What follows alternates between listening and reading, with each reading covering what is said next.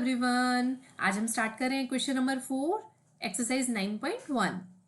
Question number 4 में क्या given है? The angle of elevation of the top of a tower from a point on the ground. एक tower दिया हुआ है, उसके टॉप से to the ground angle of elevation क्या दिया हुआ है? दिस इज 30 डिग्री, ठीक है, and which is 30 metre away from the foot of the tower.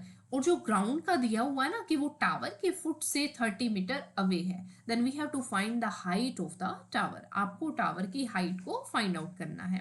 ध्यान से देखो क्या दिया हुआ है। सबसे पहले टावर है, टावर मैं यहां बना लेती हूँ।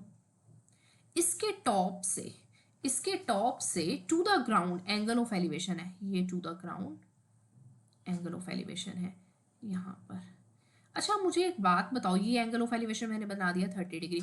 आपको पता है एंगल ऑफ एलिवेशन क्या होता है? अब यहाँ पे एक टर्म यूज हुई एंगल ऑफ एलिवेशन। मैंने आपको इंट्रोडक्शन वाली वीडियो में बताया था एंगल ऑफ एलिवेशन के बारे में कि एंगल ऑफ एलिवेशन क्या होता है कि जब एक ऑब्जर्वर एक ऑब्जेक्ट को टॉप से देख रहा है, जैसे हम देख रहे हैं, this is called line of site, और उन दोनों के बीच में जो डिस्टेंस है उसको हम हॉरिजॉन्टल लाइन बोलते हैं। तो उस हॉरिजॉन्टल लाइन और उस लाइन ऑफ साइट के बिटवीन जो एंगल बनता है उसको एंगल ऑफ एलिवेशन कहा जाता है। तो हम ये जो ऑब्जेक्ट है इसके टॉप से हमने बात की, इसके टॉप से ये चीज आ गई, this is called line of site. किया ना आपने? अगर आपने इंट्रोडक्शन वाली वीडियो देखी तो आपको बहुत अच्छे से क्लियर हो जाएगा। ये मैंने टावर के टॉप से देखा, टावर के टॉप को देखा यहां से यहां तक, this is called line of site. अब ये मैंने बताया था कि जो लाइन ऑफ साइट है ना वो ऑलवेज हॉरिजॉन्टल लाइन के साथ क्या बनाती है? एंगल बनाती है, चाहे वो एंगल ऑफ एलिवेशन हो या वो एंगल ऑफ डिप्रेशन हो। ये दोनों टर्म्स अच्छे से क्लियर करना, क्वेश्चन में भी आएगा। अभी तो बहुत इजी क्वेश्चन चल रहे हैं, आगे आगे angle of depression angle of elevation terms एक साथ यूज होंगे, तो उसमें कंफ्यूज मत हो जाना। अभी से छोटे क्वेश्चंस में क्लियर करके चलोगे तो आगे प्रॉब्लम नहीं आएगी, ठीक है। अब angle of elevation of the top of a tower from a point on the ground, ये मैंने टावर का टॉप ले लिया, this is called line of site and this is horizontal line. Ground की बात कर रहा है तो ये हॉरिजॉन्टल लाइन हो गई, है ना। ग्राउंड से इसका मैंने डिस्टेंस ले लिया, और उसने ये भी बात बोली है कि वो क्या है, टावर के फुट से, ये टावर के फुट से जो ग्राउंड है ये 30 मीटर अवे है, मीन्स इसका डिस्टेंस ही तो दे दिया, है ना। तो ये 30 मीटर आ गया। Then we have to find the height of the tower. Tower की हाइट क्या है? ये आपको फाइंड आउट करनी है, ठीक है।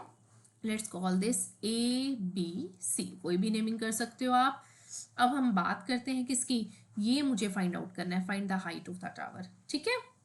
अब हम क्या करेंगे सॉल्यूशन में? देखिए सबसे पहले in triangle ABC, in triangle ABC आपके पास क्या गिवन है और क्या फाइंड आउट करना है? मैंने बताया था ना, उसमें रिलेशन देखेंगे हम। पंडित बद्री प्रसाद हर हर भोले। ये आपके पास बच्चे बेस है और परपेंडिकुलर आपको फाइंड आउट करना है, तो परपेंडिकुलर और बेस में रिलेशन देख लो। P अपॉन बी आपके पास टेंजेंट थीटा होता है, तो मैंने लिख दूं परपेंडिकुलर क्या है हमारे पास? AB, और बेस क्या है? BC। परपेंडिकुलर अपॉन बेस क्या होता है? टेंजेंट थीटा, और थीटा भी आपको गिवन है, दैट इज 30 डिग्री। ओके, और we have to find AB।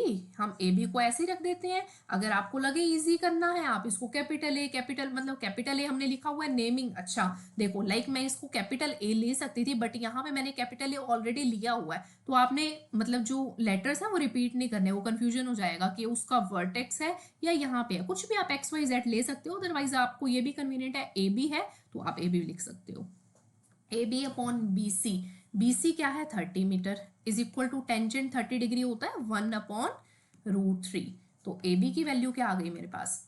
30 upon √3। अब बताओ इसके बाद हम क्या करेंगे? 30 अपॉन √3 के बाद नीचे अगर हमारे पास आ जाए टर्म स्क्वायर रूट में, तो हम रैशनलाइजेशन करते हैं ना, लास्ट वीडियो में सारा क्लियर किया कि कैसे आता है। 30 उसी से ही मल्टीप्लाई डिवाइड कर देते हैं, 30 √3 अपॉन √3 इंटू √3 3 होता है। √3 इंटू √3 का मीनिंग है कि √3 का स्क्वायर, यहाँ लिख देती हूँ मैं, और स्क्वायर से स्क्वायर रूट कैंसिल हो जाता है, एक दूसरे के एंटी होते हैं ना ये, तो 3 से 30 को कैंसिल किया, that is 10√3। 10√3 metre is the height of tower, height of tower. यही आपको फाइंड आउट करना था, दिस इज योर आंसर। कर सकते हैं, बहुत इजी है, जस्ट आपको बहुत इजी है, वही चीज़ें रिपीट हो रही हैं, जस्ट आप इसमें एंगल ऑफ एलिवेशन का ध्यान रखना कि हमने यहीं पर ही एंगल क्यों लिया, यहाँ एंगल क्यों नहीं लिया, यहाँ क्यों नहीं लिया, यहीं क्यों लिया। तो वो जब तक आपको क्लियर नहीं होगा ना भाई, this is line of site हमेशा हॉरिजॉन्टल लाइन के साथ एंगल बनाती है, तो ये लाइन ऑफ साइट से मैं हॉरिजॉन्टल लाइन ड्रॉ करूंगी और उसी के साथ ही एंगल बनाऊंगी। ठीक है, हो जाएगा। हम नेक्स्ट वीडियो में हम नेक्स्ट क्वेश्चन डिस्कस करेंगे। Thank you, bye bye.